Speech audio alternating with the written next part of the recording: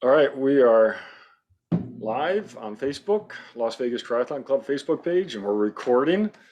And this is Friday night, evidence-based triathlete. It is Friday night once again, and it's been a little bit of a smoky week in Las Vegas. I feel like I've picked up smoking for the week. Yeah, I've still been managing to get some training in. How about you? yeah. It depends on which way that wind's blowing. It was okay for a couple of days, and then the smoke blew back in.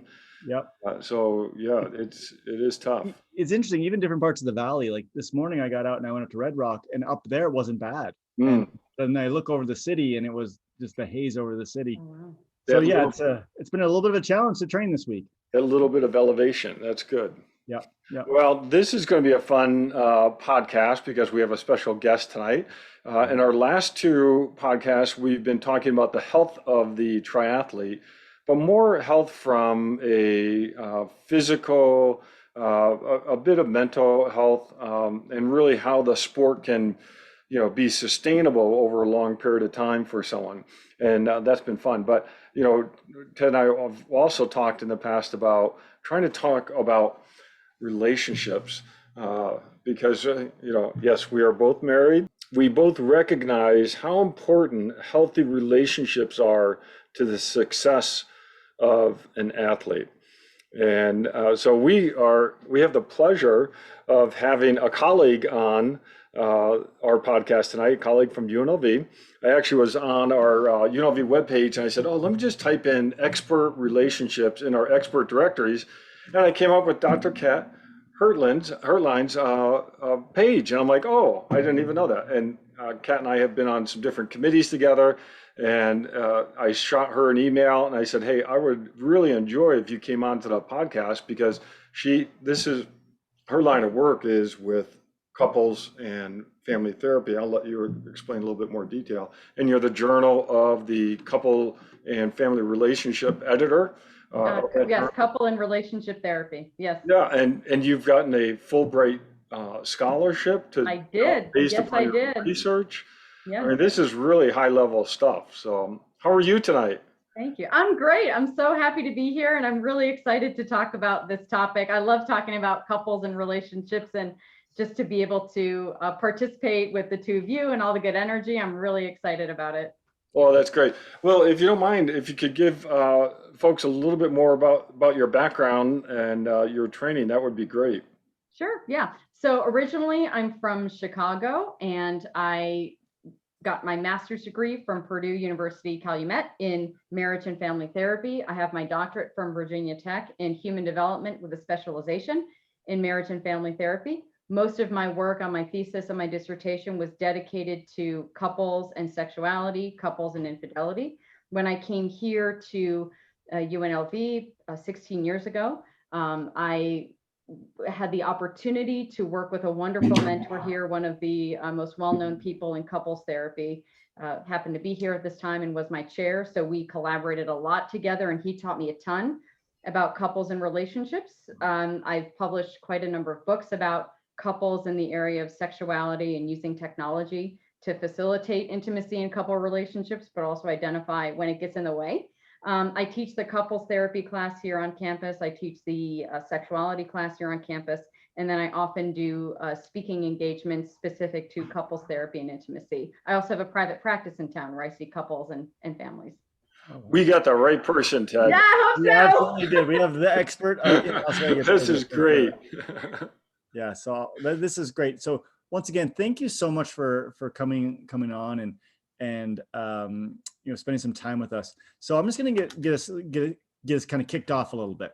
Mm-hmm. So do you see couple problems in general with athletes?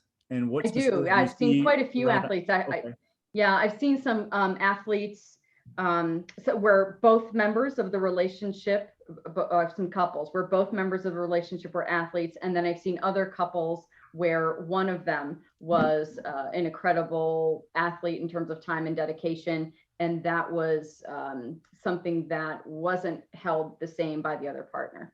So that being said, I think that happens a lot in the world of triathlon, where we actually have some are in that one camp and some in the other camp. John and his wife, they're both triathletes. My wife, she was a triathlete and was a collegiate swimmer, and so both of our spouses get it, I guess, is what we're getting at. Right. So, but there's still issues, right? So let's talk about the ones that you described as the high level athlete or the very dedicated athlete with the spouse or the significant other that is not. What do you tend to see in that realm? We see a few things. When you are engaging in, any kind of athletic activity at a high level, like a triathlete, time is an issue.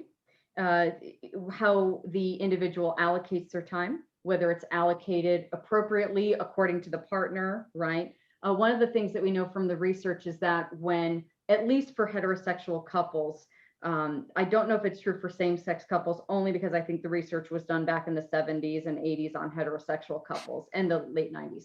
But when we look at couples where one partner engages in a leisure activity that is different or not the same as the other partner, particularly when it's the husband engaging in an activity, there is lower relationship satisfaction, specifically if it's an activity that the wife doesn't like. Right? If the wife likes the activity, there's still a level of satisfaction. If the wife doesn't like the activity, then that satisfaction is lower. So that's part of it. It's the time allocation and then the meaning that's made from that time. A second thing that you see is some discord around the finances, how much money is being spent, how much of our collective money is being spent to support this activity. And there's a couple reasons for why that causes issues with couples, which we can talk about. Those are some of the common issues I see. Well, I'm glad you brought that up because I do see that the financial quite a bit because triathlon is a very expensive sport. We travel, John and I both travel kind of around the world doing triathlon, and bikes and coaches and everything adds up, and it can be very expensive. And the truth of the matter is I never really thought about that as being such a big deal till you brought it up. But now I'm like, oh my gosh, like I never thought about it. That's a problem. Yeah. Well, it's not the money itself, it's the attribution. Right. Couples have problems because of their attributions, right? So one of the first things we see in couples who come to my office is they've lost this assumption of good intent. They don't believe that what their partner is doing or saying is coming from a good place. That's one of the first things we have to get back in place. And that's going to lead to a lot of the other attributions. In the case of money, I'm a couples therapist. I'm a relationship person. I don't know anything about finances. I can't advise a couple on how to spend their money. What I do know, however, is that when we have couples who come in with these issues, every issue a couple has can be boiled down into one of two things, and really only one of two things. So if you learn anything from this podcast, I want you to learn this. It's perceived neglect or perceived threat / loss of control. Okay. Can you perceived neglect. Yeah, perceived neglect or perceived loss of control. So in the issue of money, when couples come in and say, well, I don't like that my partner is spending all this money to support this habit, what is it really getting at?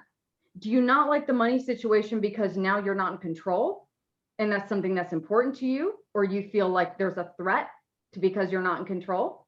Or is it because that is about neglect? Your partner isn't thinking about you and they're spending the money. And so the attribution you're making is one of neglect. That's it.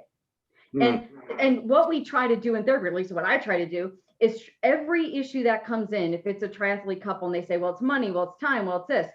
Guess what? It's none of those things. It's perceived neglect or perceived lack of control. Which is it? Then we got something to work with, right? And one partner might say, well, for me, I want to be able to spend my money on triathlon activities. So this is an issue of control for me. And the other partner says, but I feel like you're not keeping money to support our family. So it's an issue of neglect. Now, but still now we're talking about the same thing, right? And then every issue that the couple's going to bring in, we're going to filter into one of those categories. And you usually have one person who everything then tends to be oriented around neglect and their attribution of it. And for the other person, it might be neglect, or it might be that loss of control or that threat. So that is how we think about money and the way that it manifests with these couples. I really like how you refer to this as perceived threat or perceived, because it's not, it may not actually be a threat or neglect. That's it. And that's the assumption of good intent that gets lost. It's not that your partner's trying to hurt you. It's the perception of it. And can we reestablish the assumption of good intent? Once we reestablish that, then that perception can be modified. Right? That's the idea. I think both of John and I's minds are a little bit blown right now by what you just said. So then I'm just going to follow up, and if we're good on the wrong path, please let me know. Yeah, go for it. What are some warning signs that would be like, because oftentimes we're not aware of these things that are happening, especially early on. Yes. So right. I didn't want to throw too much of a curveball at you, but like, I'm really thinking about this now, and I'm like, whoa, man, maybe this is happening, and I'm not seeing it.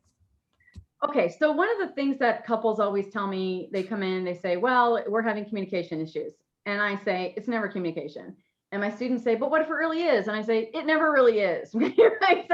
So if you think to yourself that you're having communication issues, that is a red flag that something is happening. Quite often, couples come in late into therapy. On average, couples come in 5 years too late. Oh, wow. When something is going on. Okay. So it's always better if you have an inkling that there might be a disruption in what you're attributing to as communication, better off to go in and see someone for 1 or 2 sessions than waiting until it develops into a problem. Second thing that happens is when you start to notice that you might be connecting with perhaps another individual, somebody who you perceive as maybe more like-minded, and you get on the slippery slope to developing some emotional connection with somebody else and not your partner, because you don't feel like you have an audience with your partner. So pay attention to the communications you're having with other people and how much you're disclosing emotionally. That would be another way to sort of identify when you're on that slippery slope before things get a little bit too far. Third, thinking about the extent to which you feel like you can sit down and have a conversation, right? And say, here are things that I'm picking up, or I don't feel like I'm being heard, or I don't feel like we're on the same page. Let's talk about it. If you feel like you can't even have that conversation, that's a red flag. And if you sit here, making excuses to yourself, like, well, I don't want to disrupt this, or, well, I'm too tired, or, well, it'll get better. Those are things that you might need to consider, that there is something going on and there's something about you that's not willing to address it at that time. Wow, that's great. Thank you. You're welcome. Yeah, because I was thinking of those early cues, because that's really interesting. I know one couple that they actually made an agreement when they got married, is they were going to go to the therapy prior to getting married, and then they were going to go once a month. And I said, oh, that was really insightful, to being, more proactive, because sometimes we miss these early cues. But I liked how you said it. If you're just uncomfortable even talking about some of these things, that might be that early cue. But are there some other cues that people can watch for?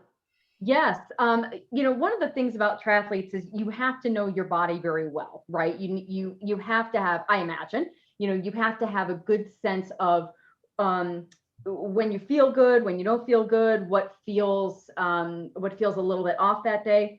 And so one of the other things that I tell couples is your physiology goes off before your brain goes off. And if you start to notice that you feel tense in the shoulders, or you start to feel kind of clenched in your jaw, or your heart starts to not feel good, or you feel a little twinge in your stomach, those are your warning signs in the middle of this pattern that something's going on. You have to pay attention to your body. The way you need to do that is, of course, you've got to have a good baseline, right? So if you're a naturally anxious person who's always walking around with their, arms up and shoulders up, when you encounter a situation with your partner that doesn't feel comfortable and your arms are like this, you're not going to know the difference, right? However, if you know how to be able to relax, how to feel a sense of calm through your body, then you're going to be a better register for when things go off in your relationship and something in your body says something is off. Got to pay attention to your body is your first indicator that something's going on. Yeah, that's interesting, because I think it's the same with the physical side, right? Yeah. So, it's the early warning signs. Yeah. Physically there's something wrong. And I guess it'd be hard, because with athletes, especially when they're training, to distinguish between the physical and the physiology and the mental, Like when incredibly hard, because in that place, you're trying to make sure that you're making progress. So you're going to expect a level of discomfort, or you might be able to, again, make an attribution that sounds logical, that the reason why, you know, we had this interaction and I felt this way is because of something that I'd been doing in training, or, you know, my partner called while I was in the middle of this set, or whatever it is, right? Working out to, you know, strengthen and create endurance. So it's difficult for us to ascribe what we're feeling to something that's happening in the relationship, but it is often our first warning symbol. Wow. That's very interesting. Okay, great. Well, yeah, and I think it flips too. If the relationship is not going well, the physical side, trying to train is really difficult. So I imagine it works in both directions. Absolutely. You're going to get hurt. If your head's not in the game, you're going to get hurt when you're training, right? And then you end up with even more challenges. So it's important to have a partner that is supportive. One of the things that we often tell couples, well, I do, the couples that do best are couples that are flexible, and couples that are supportive, and couples that are creative, couples that have the ability to think outside the box and solve the problems that they have and support one another, and are able to get outside of the rigidity and get outside of what they think their role should be in a relationship, and develop a level of flexibility around that. Wow. You're giving us a ton to think about. This is great. Oh. This is great. My mind's honestly working 100 miles an hour right now, thinking about my own life, and this is good. So one of the major issues that I see in triathlon is the time, right? And you know, and it's not, obviously it's not just a triathlon thing. You know, people get into cars, or they get into whatever hobby it is. So how can we utilize these, you know, the kind of those two tenements that you gave us, and how does time kind of fit into that? And I'm sure the time is partly perceived as neglect. Absolutely, yeah. In couples where they come to see me, for sure. Couples that don't come to see me have navigated it, right? So they don't need me, right?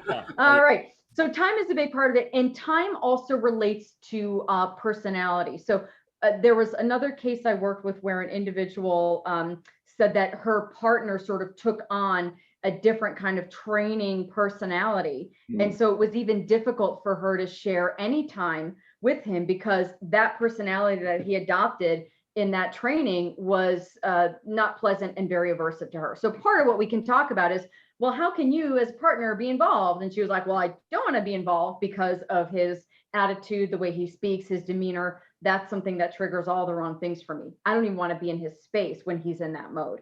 So that's another challenge. Not only is the time an issue, but then who do you sort of become in that time? And is that something that's challenging for your partner to endorse?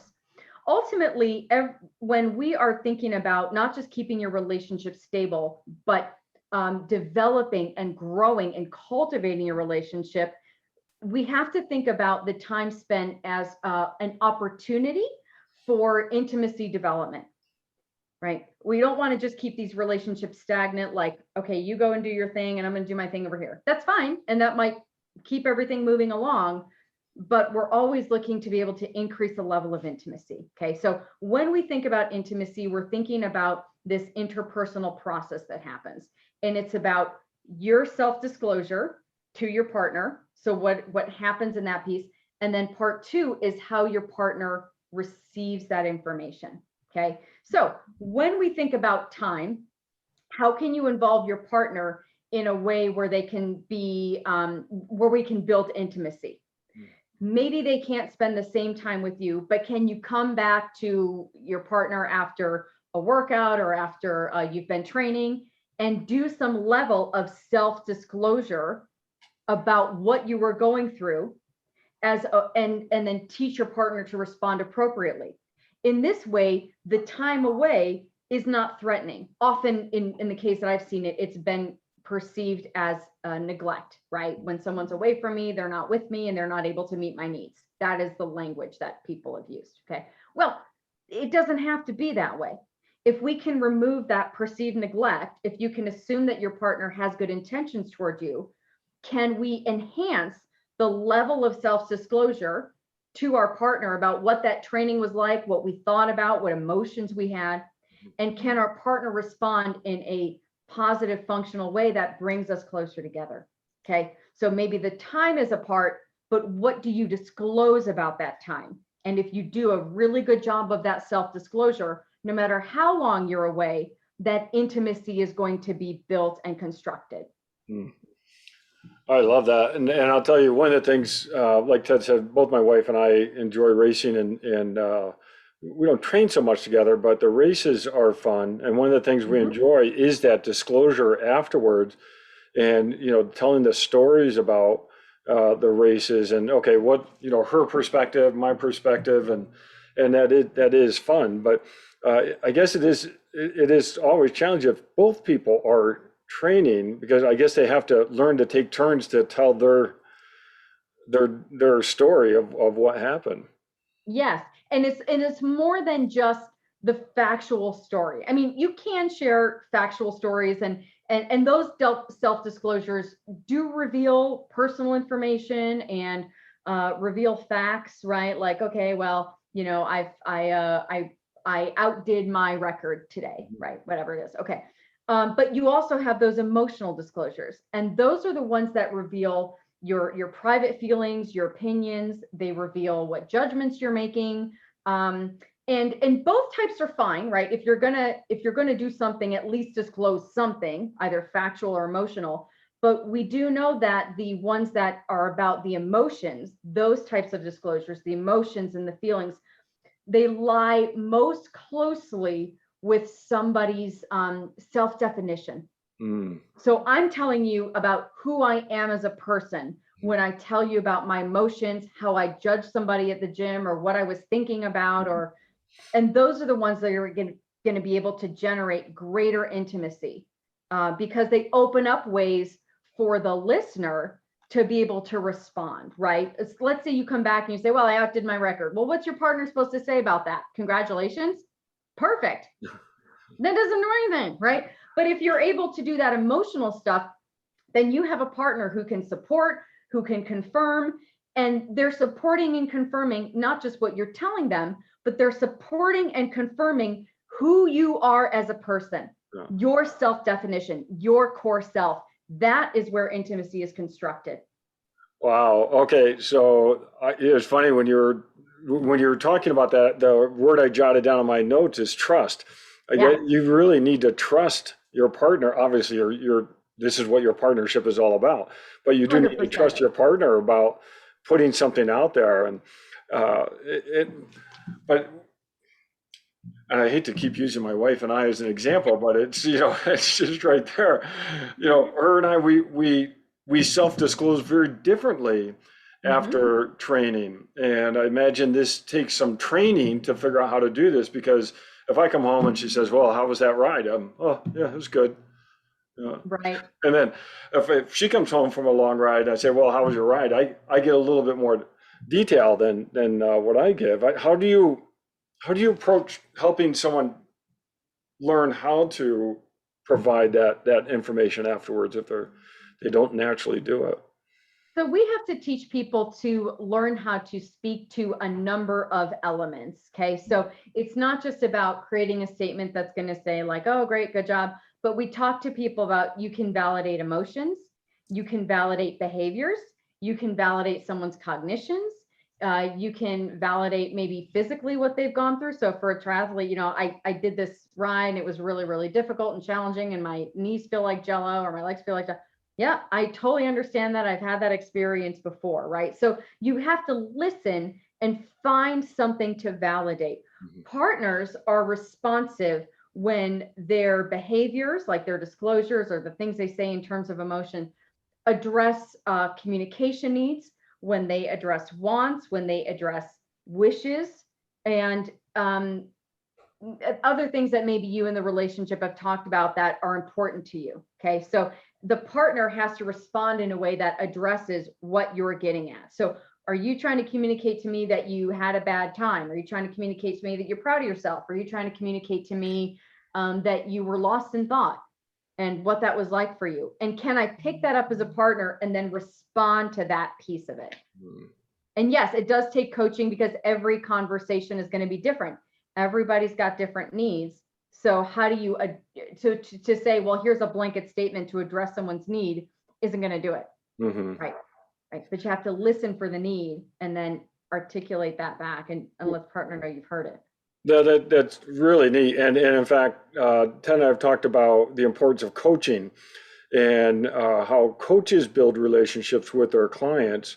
And it almost sounds like some of a very parallel world here is that the coach and the athlete need to be able to figure out this dialogue too, because if the coach doesn't know some of these things from the athlete, they can't adjust the training program. So that's almost I know that's a different type of relationship than what we're talking about, but some of the same skills seem to be really important there.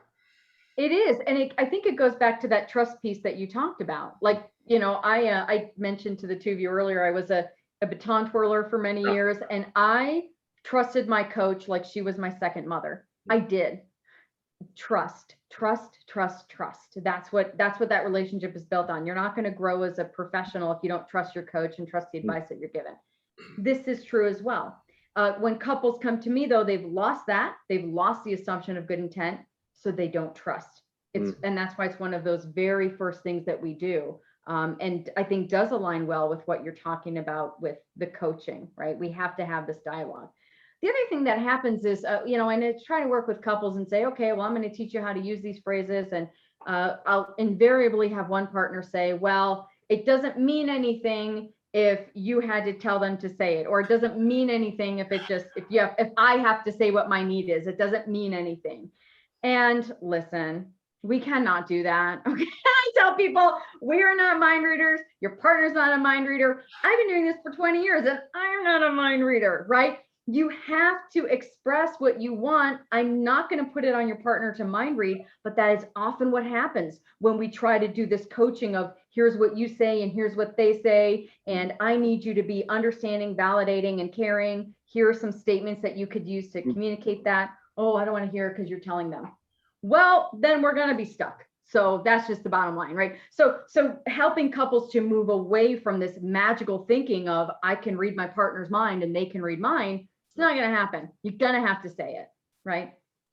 Oh, this is great. And that speaks right to the whole perception part. And the perception part is just as bad as an actual something happening. So just that. Totally. Totally. All right. So now I want to, Ted, did you have something? Sorry, I was. No. Go ahead, John. Go ahead. I wanted to bring up race week because we're talking training here, and training is stressful in amongst itself because, like Ted said, some people are putting in anywhere from 10 to 15, maybe 20 or more hours a week, and it's stressful. You got to get up early and all this, but race week is a whole nother dynamic, especially for a big race that you've invested a lot of time for training for 12 weeks, 20 weeks, whatever it is, maybe 2 years at this point, given this pandemic. And now you get to race week, and people always approach a race a little bit different. And I don't know how do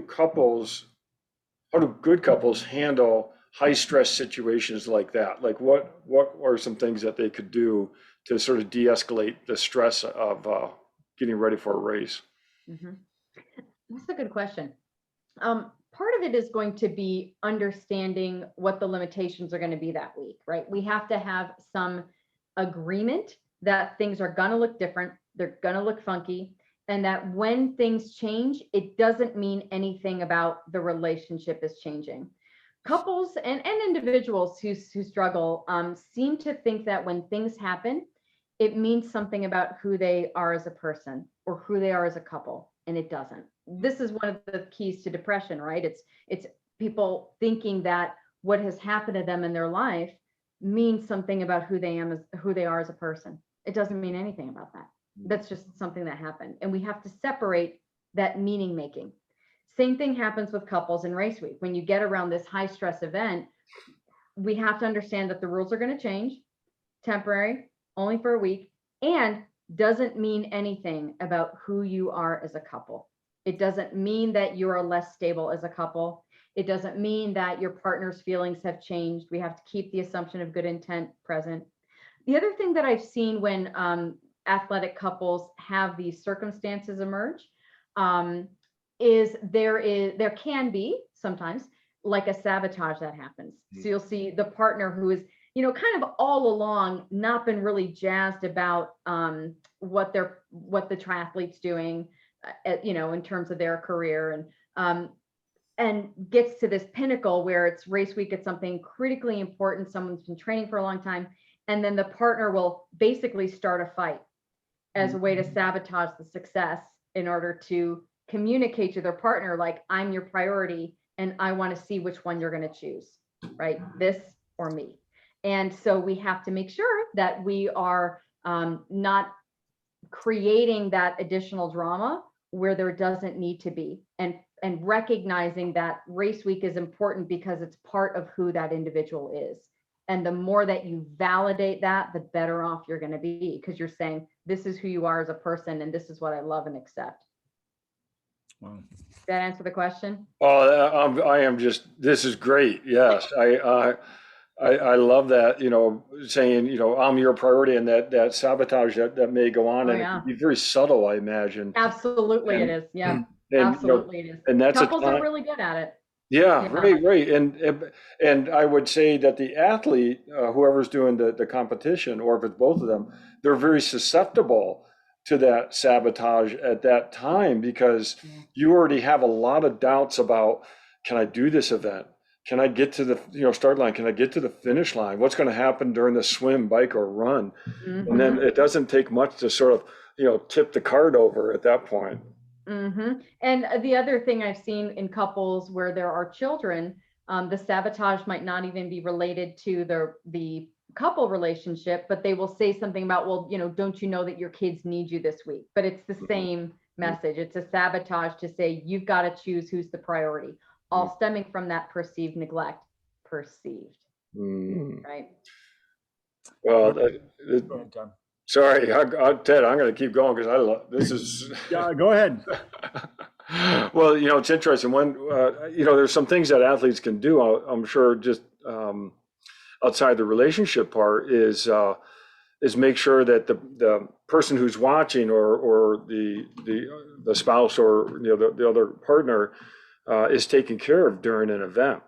And there's what we call VIP treatment for spectators, and you can set that up.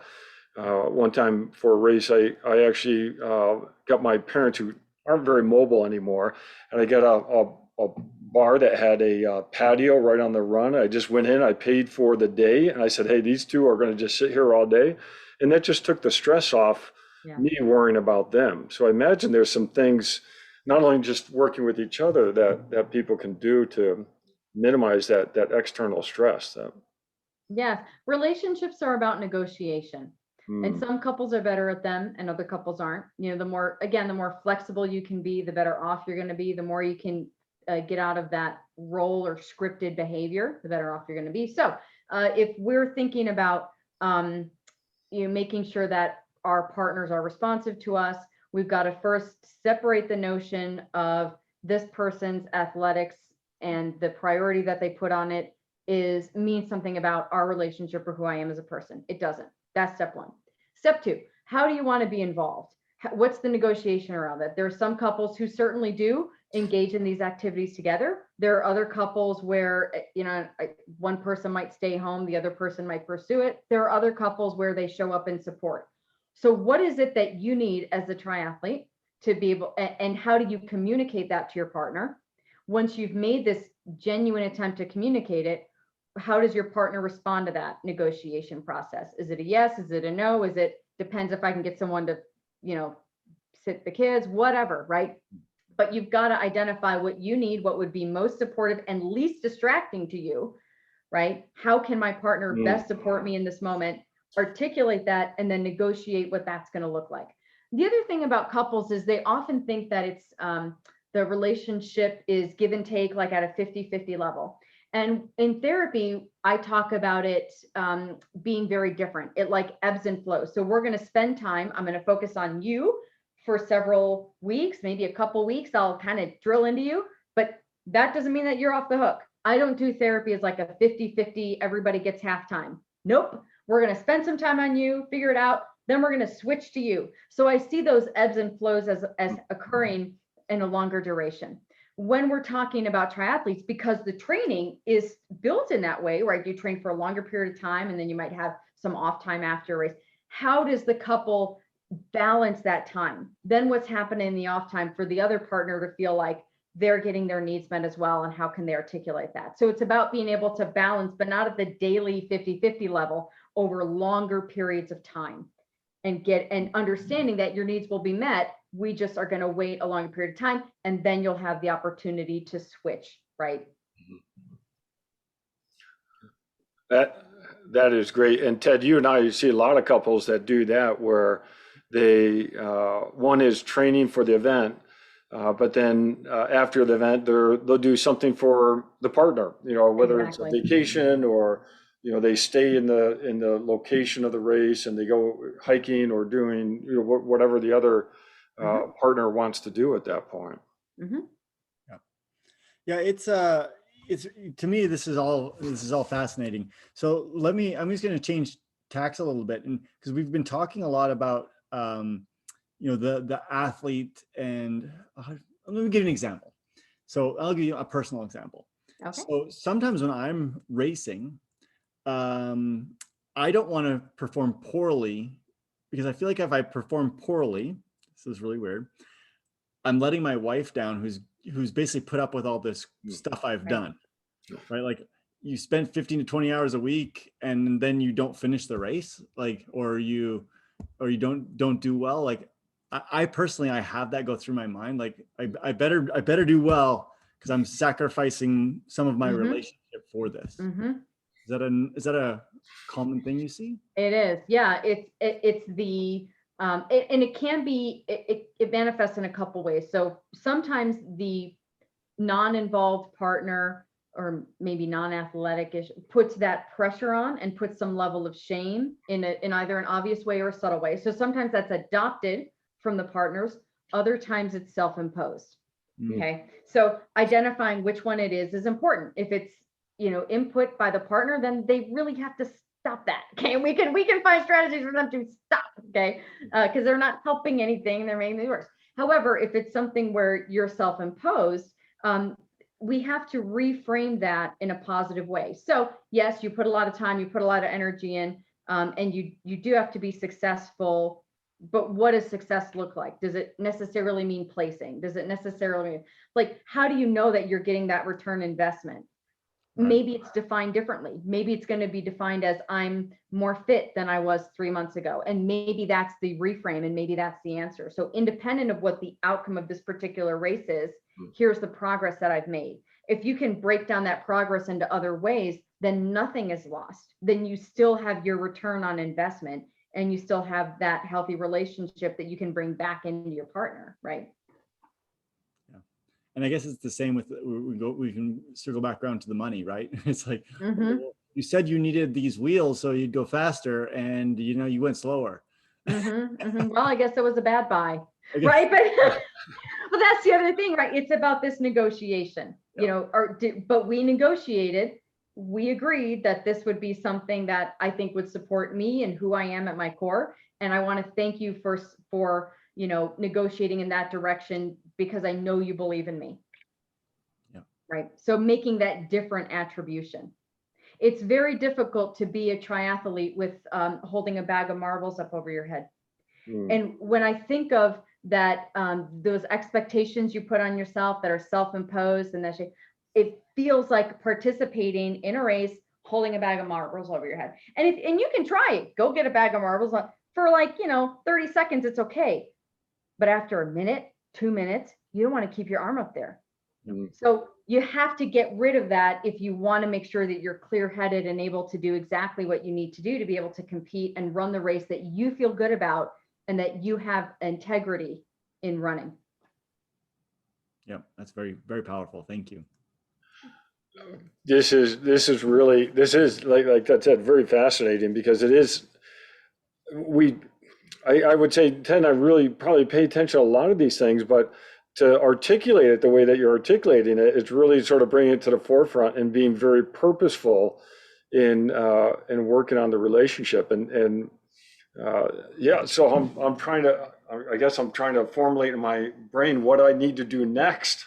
How I need to maybe adjust or think about some things. So this is really this is very interesting. Can you potentially give us some other resources that people could use, like a book or videos or something that, because obviously we're relatively limited on time, but I think this has opened up a lot of, well, for me, in my mind, it's opened up a bit, and I want to know more. Yes.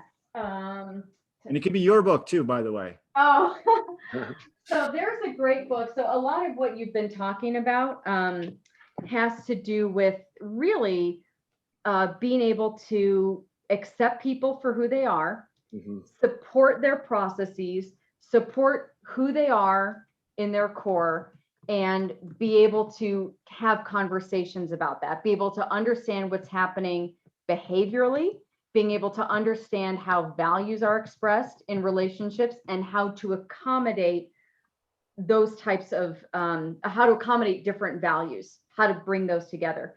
So one of the types of therapy that we talk about is called acceptance and commitment therapy.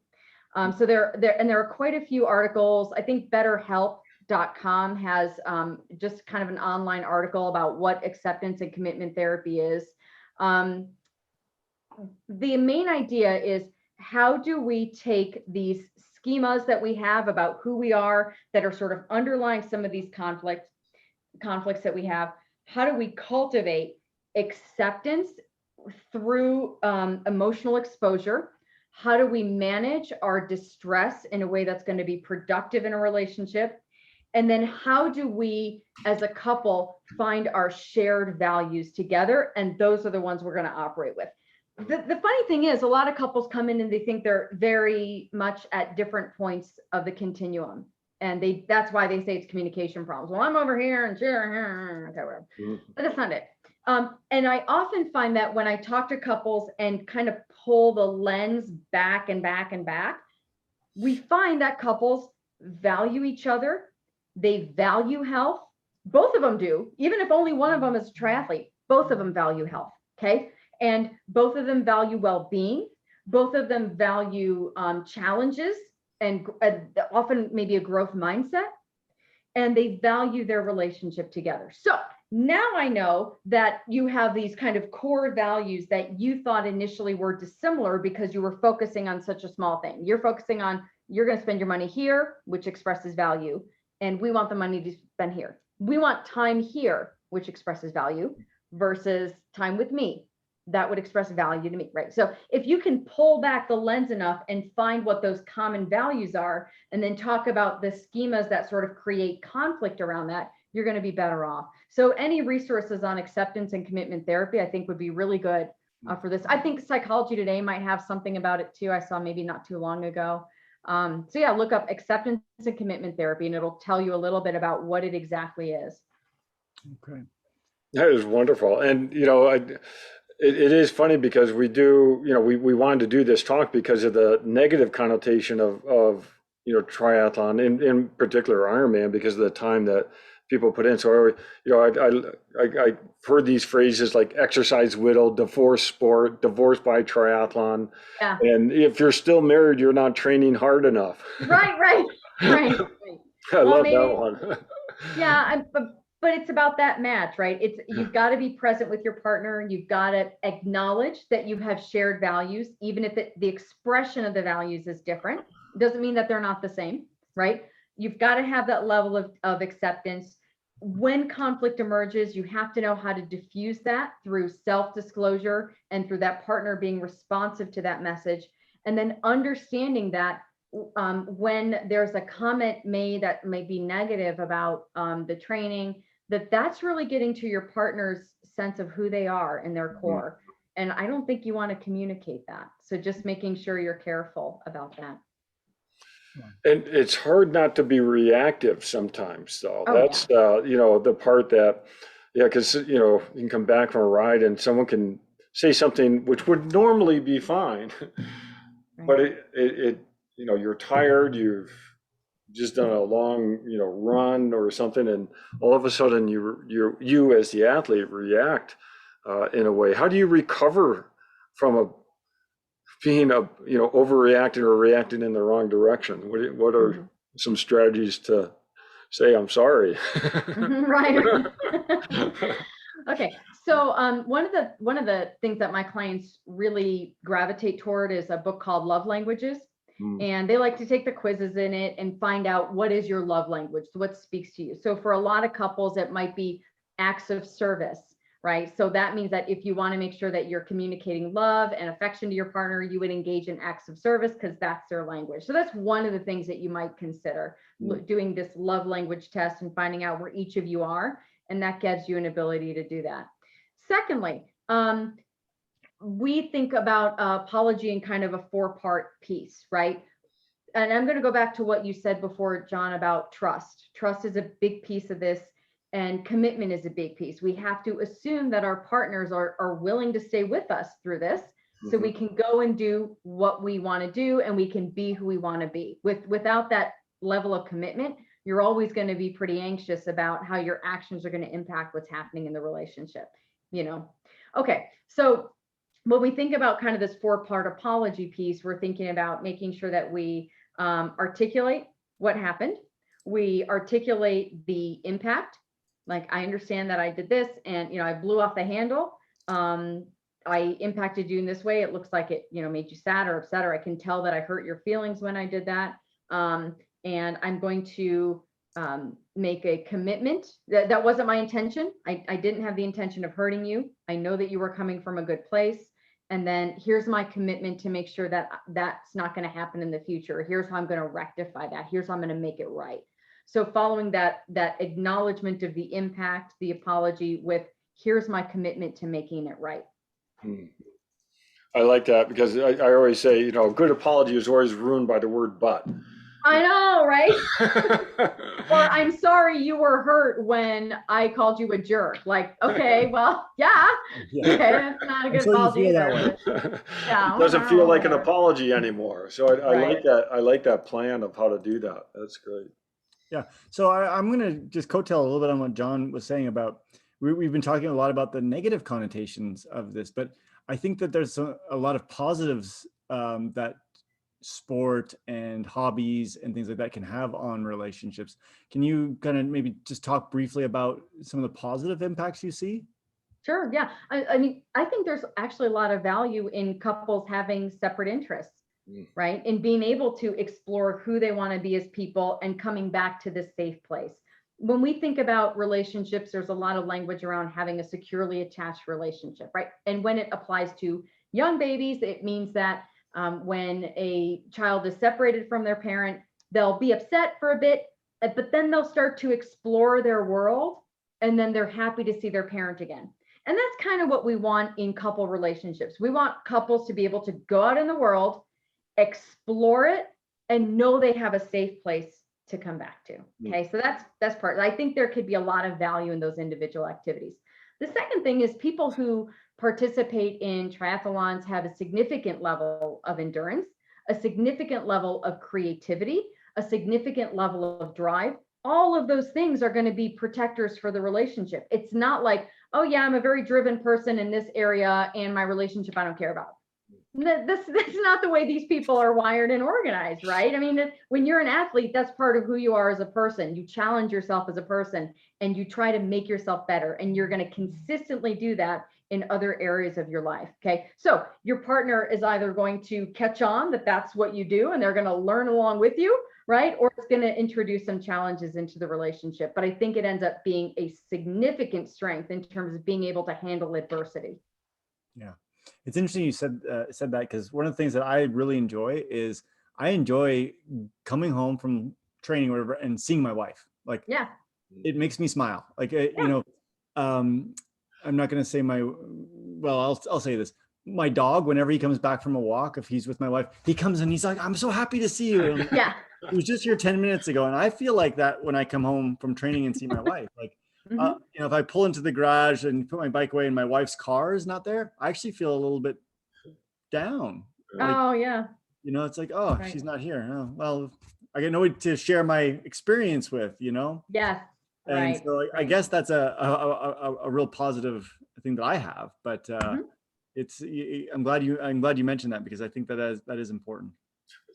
Well, and I'll agree with you, Ted. I think triathlon and the triathlon lifestyle can actually amplify the positives in a relationship, but it's probably, really, some strategy.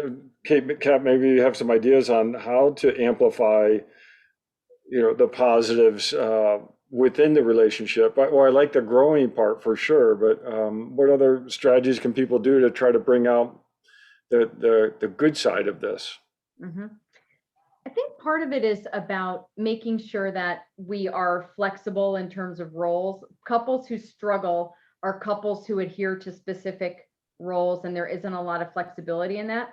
And one of the cool things about triathletes are their ability to be able to transition in lots of different ways to accomplish lots of different things and to cross train in some ways. Okay. So if we think about how do we sort of apply that to the relationship, what are some things in the relationship where you can infuse some of that same flexibility into your relationship and into some of those roles? That's one of the things that we can do.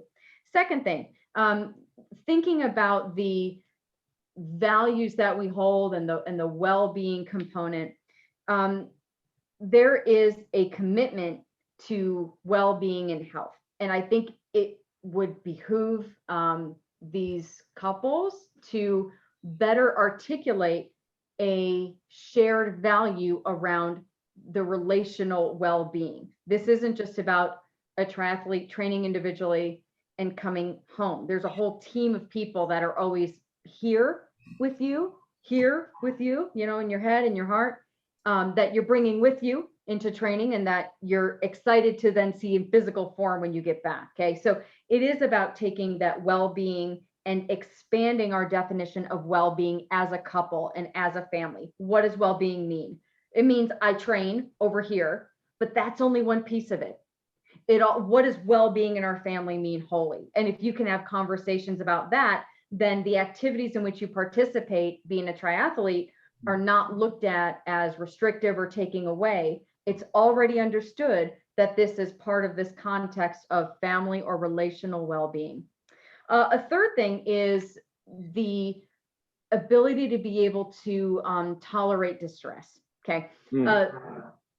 It can be challenging when perhaps physically you're spent from your training or from a race to be able to come home and sort of transition and be present in the way that you want to be. Okay. So another thing we work with couples on is we want to bring our best self to solving issues or solving problems. So that means we have to use our brain. It means if I'm really having a serious issue and my partner comes in after this really exhausting training, that's just probably not the time to talk to him about it. You got to make sure you're using your brain around when is this going to be a message where my partner is going to be able to handle this level of what I'm talking about, or tolerate the distress, and we'll be able to get through it in a productive way. And that doesn't mean you have to sit on it and not say anything. What it means is you say, hey, looks like you had a rough day. Listen, there's a couple things we need to go over. Would you let me know when it's a good time?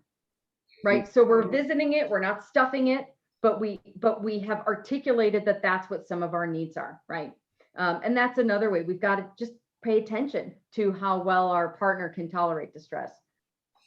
That is great. And I think that's another part that becomes important is when someone becomes injured. And now they are, trying to, now they can't run, or they can't swim, or they can't bike.